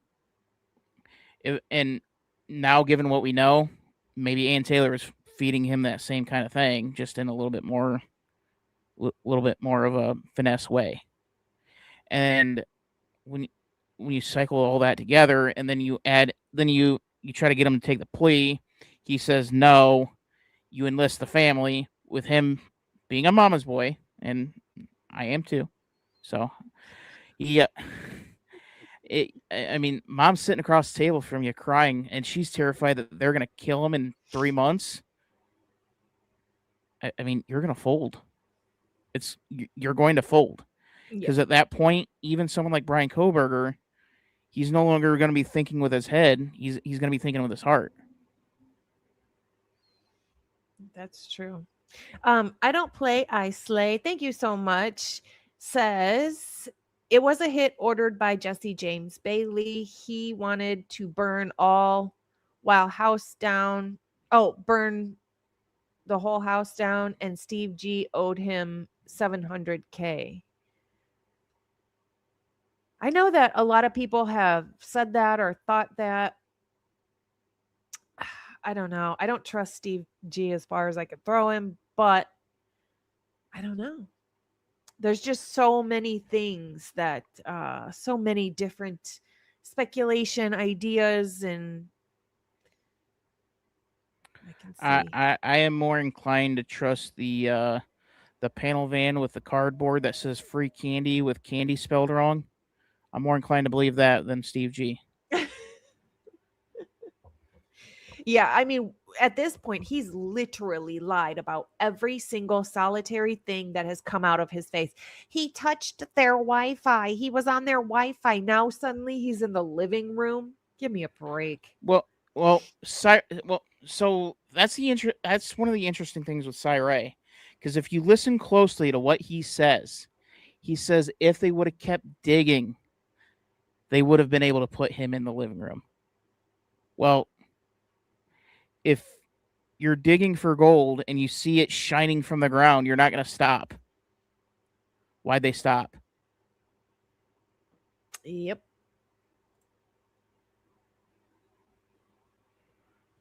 I want to show you this picture while I have it up right here. Not many people know this, but I found this in a report. There was blood.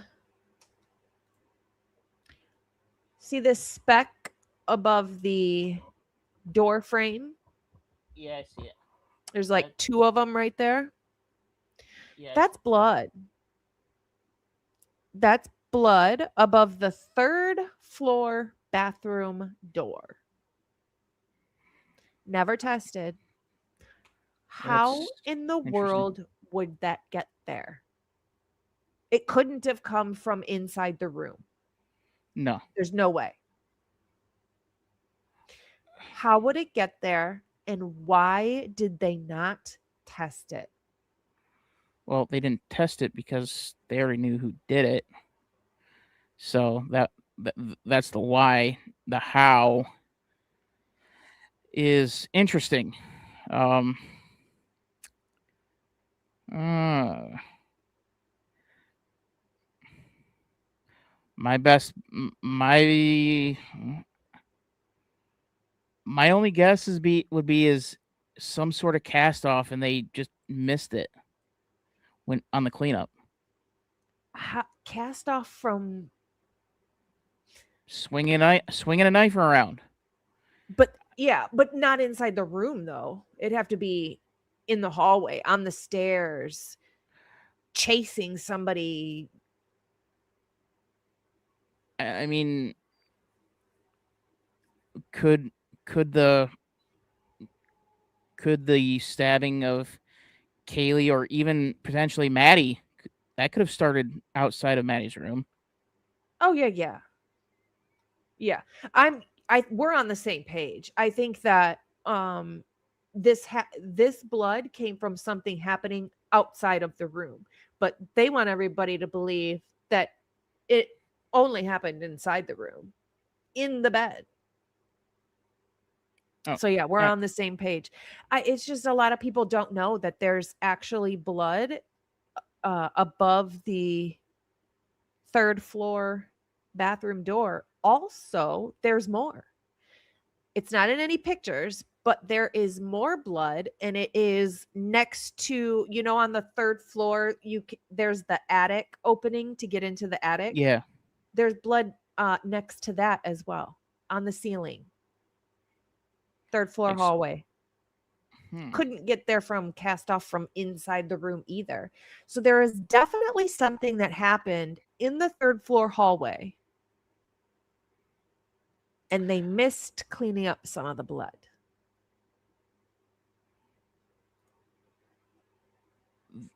The one to the attic is interesting. That leads me to believe that they were trying to get up into the attic for something. Oh, that's interesting. I didn't ever think of that. I mean, I would need to know where they kept a ladder to be able to get up there where it normally was. But if you want to go with a drug angle, what better place than the attic? Put it right under the insulation. Happy for You says carried into the bedroom by force, thrown over shoulder, and Maddie was already bleeding by a very tall person. That's interesting. I'm pretty sure, if I'm not mistaken, Bethany has a ladder, not a tall one, but like a 3-step type of ladder in her closet in her bedroom. I don't feel like that'd be tall enough for that. I don't mean that. I don't mean Dylan or Bethany. I mean somebody else. I mean, even with like, because if it's the style that I'm thinking that it is, like you would need like an actual like ladder to actually get up there and pull yourself up.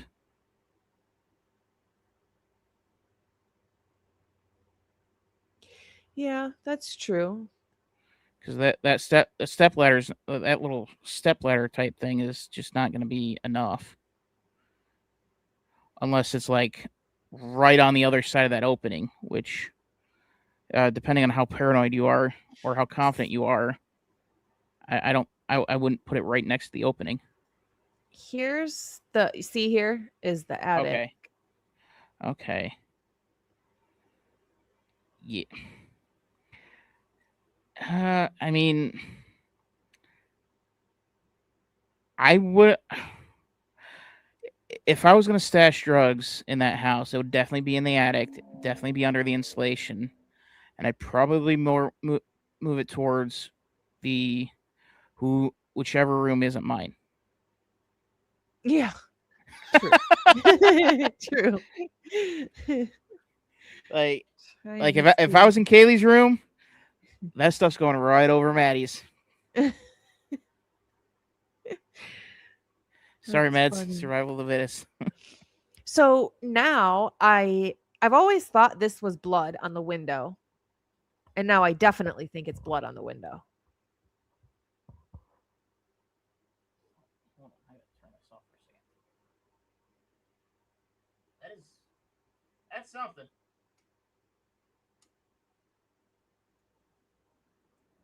How in the hell does blood get there? Doesn't it look like blood? I think it's blood. Yeah, it looks like blood. I think it is. So how the hell does it get there? I don't know, but it does make me think of Molly McMichael every time I see this blood. I think of Molly McMichael and her saying that somebody looked like they were jumping up and down in the third floor bathroom or window or whatever it was. If that's the window she's looking out of, I want to know who had the pogo stick. Oh, Ashley makes a good point. I think the ladder is attached to the door to the attic. I had an attic door like that. When you pulled it down, there was a accordion stairs. Yeah, my grandparents had that. I think we would have seen the drawstring in the original body cam on Nunez. Oh, that's true. It did have a string. Yeah, those would have a drawstring. That one doesn't. I think that's the one that you gotta kind of push up on and then kind of move it. No one wants to talk. Terry Martin says, no one wants to talk about Adam. Why does nobody want to talk about Adam? What did you say to Adam? Jack D's best friend lives within walking distance, wasn't there the next morning. I don't even think they compared anything to Adam, did they? Not to my knowledge. Yeah, no. The only thing they talked to Adam for was to clear Jack. Yeah, basically. And isn't Adam the one that's in Idaho for criminology? Yes, if I'm not mistaken.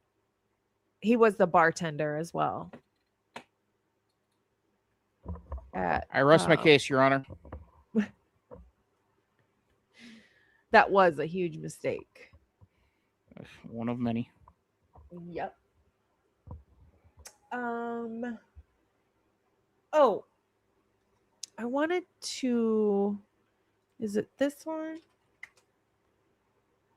No, it's got to be this one.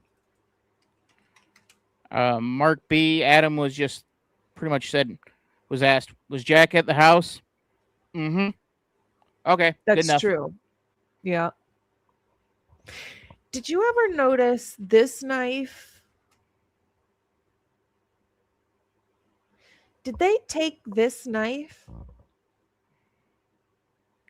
That is the first time I'm seeing that. Yeah, I had never noticed it before. Never. And then I was like, wait, why have I never noticed this knife? I just find it strange. I get that this is after they moved everything from the sink, but is it really that far-fetched that the knife was used from inside the house and then just cleaned off? I mean, at this point, if you told me that Saucer came in, dropped little 3 green guys, I would say that's believable. I've never noticed this knife before. But yeah, I mean, it's absolutely plausible. I don't know. I just find it strange. I had never seen this before. And I'm like, why does. Then we've got French fries here. And then there's also one of these bowls had French fries in them as well.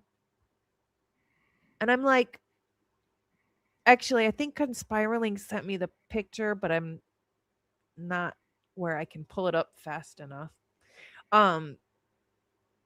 Conspiraling sent me a picture, and there's on near the sink, there's a bowl, and it's got curly fries in it. And I'm like, okay, so is did Dylan not go with Eric Gower to get food like she texted him? Did she not end up going because she knew there was food coming or something? Something So with the food. I don't have a Jack in the Box around me, but does Jack in the Box do curly fries? Oh, I don't know. I don't know. Then we kind of discussed Go back to you the know, picture of the were fries. they old? I don't remember which. Let me back or make this Okay, smaller. yeah, those are curly fries. So, yeah. My guess is we'll go the most innocent route possible.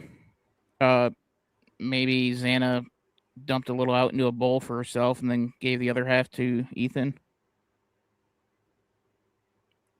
Maybe, yeah.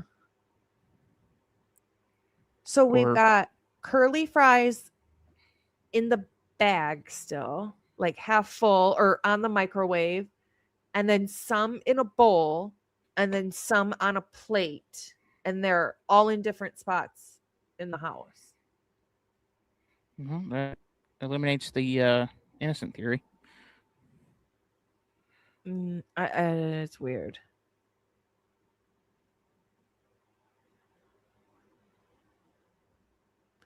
Very, very strange. So, where are you at with the case now? How far do you think this PCR stuff is going to go?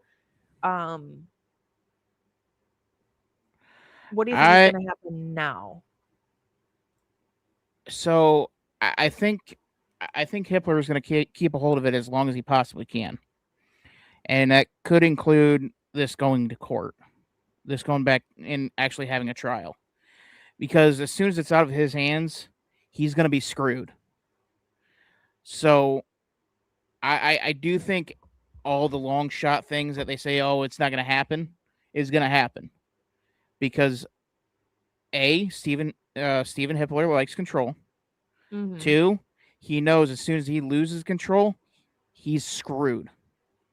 And he's going to save his own ass before he saves Bill Thompson's.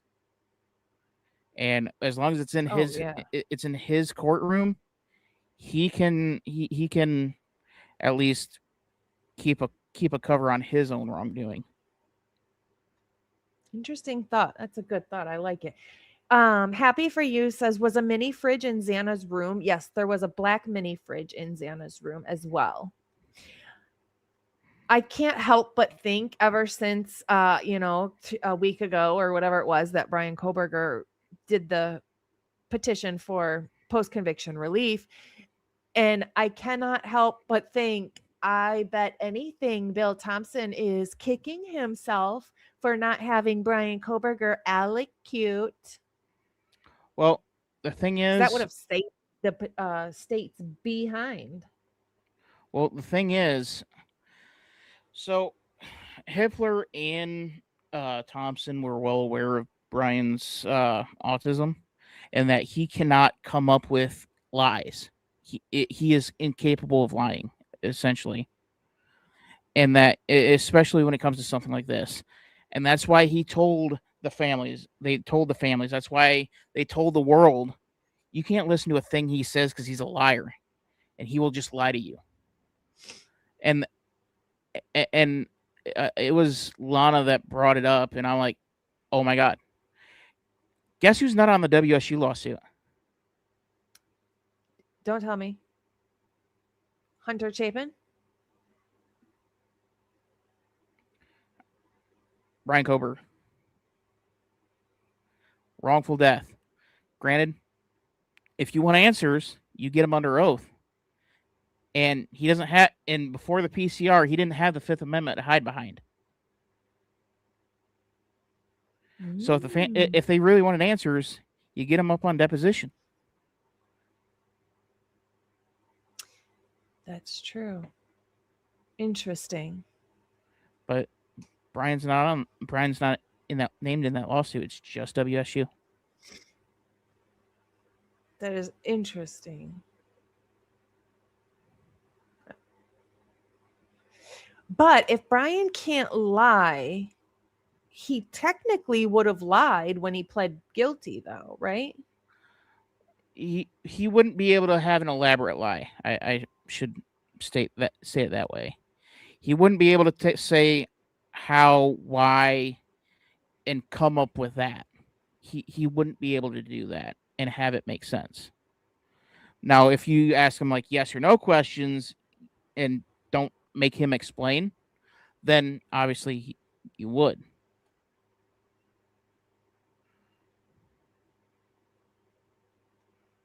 If that makes sense. Angel says he can't allocute what he doesn't know. No, I don't think he could allocute either because he doesn't know. Right. I get that. I'm saying Bill Thompson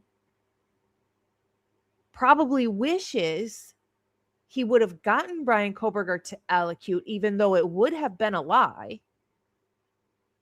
But that would have saved anything going forward with the PCR, with anything, because they would have that under their belt as well. Well, he told us that he did this and put the weapon here and this and that, and, you know, part of the allocution. I bet they're wishing they would have at least asked now. The problem is, if they would have asked, they would have gotten answers that didn't make sense. And everything would have gone off the rails right then and there. Yep.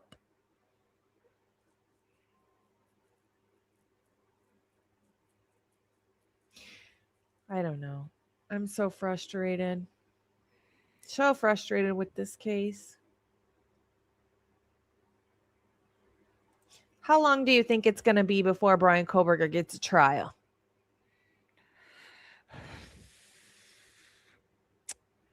I'll probably have gray hairs by then. Long time. It Long could time. it could be a while. We know the judicial system moves slow as can be. And I mean, it just kind of depends.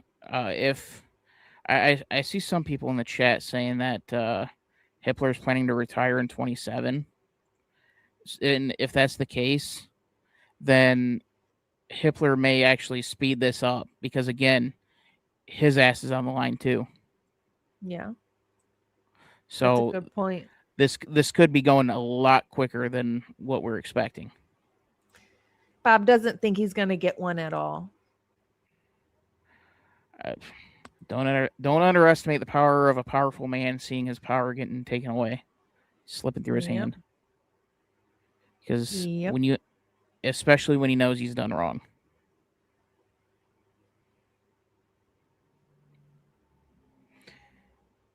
There is nothing more dangerous than a man who is seeing his power fleet away. Yep. Especially when he's corrupt. Absolutely. Oh, this has been fun. Oh, it's always a fun time being live with anybody. I always like going live and talking. Not just to the camera, but with somebody. Yeah, it's always fun. What is one piece of evidence to prove that Brian Koberger did not do this? What piece of evidence would you use?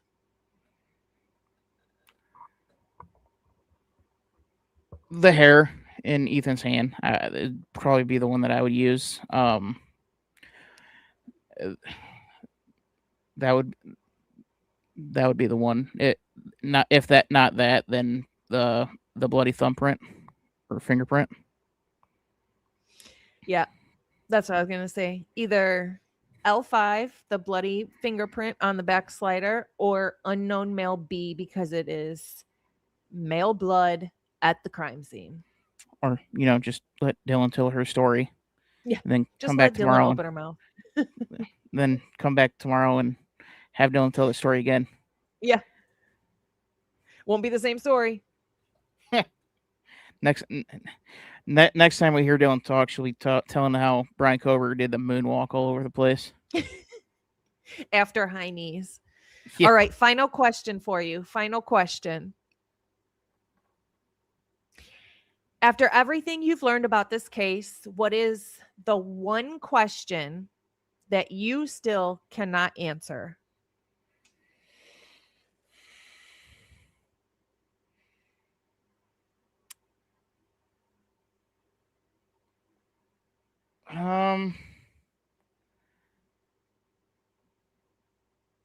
I guess if there was a chase, like what Dylan claims and what a lot of the guilters claim, say it was Xana running down the stairs away. You have 2 exits and a dead end. Why does Xana pick the dead end?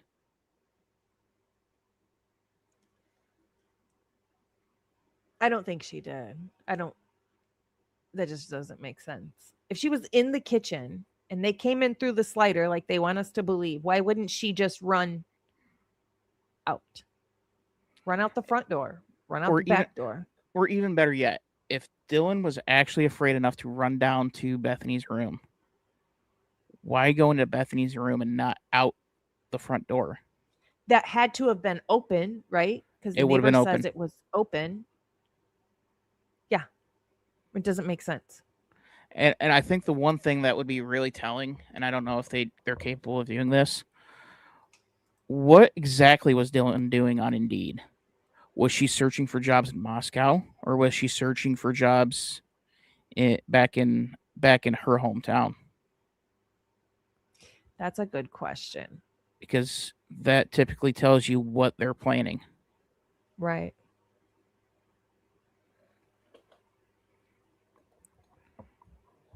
I just can't fathom why she would get on Indeed at that time. For what? Right. Bills are due. You just took over. You're now responsible for a lease that was supposed to be between 6 people. Oh, that's a good point too. Did she think her bills were going to go up because did she think she was still going to be able to live in the house? I mean, we all know Dylan's not the smartest. She might have been thinking that.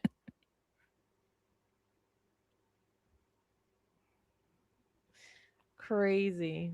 All right. Thank you for joining me. I really appreciate it. Hey, thank you for having me. Yeah, absolutely. We'll have to do this again, or you'll have to hop up on the verdict room with us or something. I'm around. All right. I appreciate you being here. Thank you to the mods and everybody who came to hang out with us tonight. I appreciate all of you so very, very much. I am going to play our outro video and tell everybody to do something nice for yourself today. Be kind, but more importantly, be kind to your animals. I'm going to go ahead and pull us down and play the outro. And everybody, don't forget to join the verdict room tomorrow at 5 o'clock Central Time, 6 o'clock Eastern. All right, guys, have a wonderful, wonderful evening. We will see ya mañana.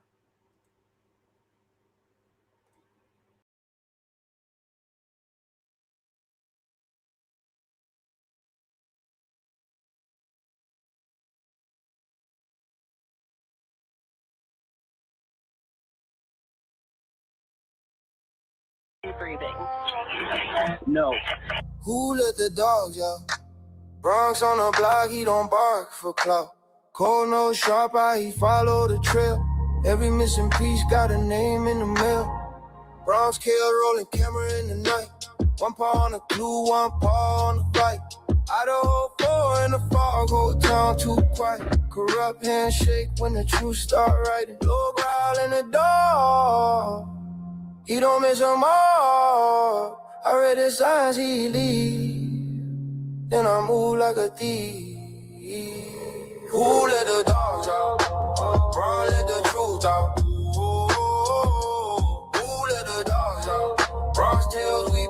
around. IDAHO4, we won't back down. Bronx on the scene, run that ground. Who let the dogs out? Bron, let the truth out.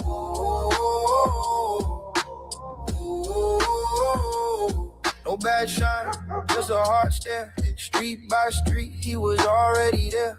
Long white clues in a busted up case. Rumors get loud, but they don't hold weight. I keep it real for the ones still hurt. Turn the fake talk into witness work. Every dirty secret got a loose and now. And Bronx bites down when the lies act proud. Low growl in the door. He don't miss a mark. I read the signs he leave. Then I move like a thief.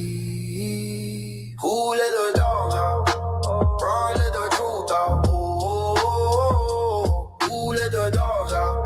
BronxTails, we pressed around. IDAHO4, we won't back down.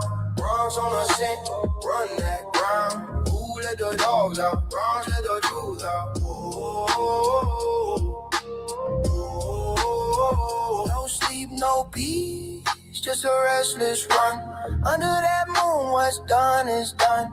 Bronx in the alley, I'm close behind. One last turn and we expose the lie. Who let the dogs out? Bronx, let the truth out. Who let the dogs out? BronxTails, we pressed around. IDAHO4, we won't back down. Bronx on the scent, run that ground. Who let the dogs out? Bronx, let the truth out.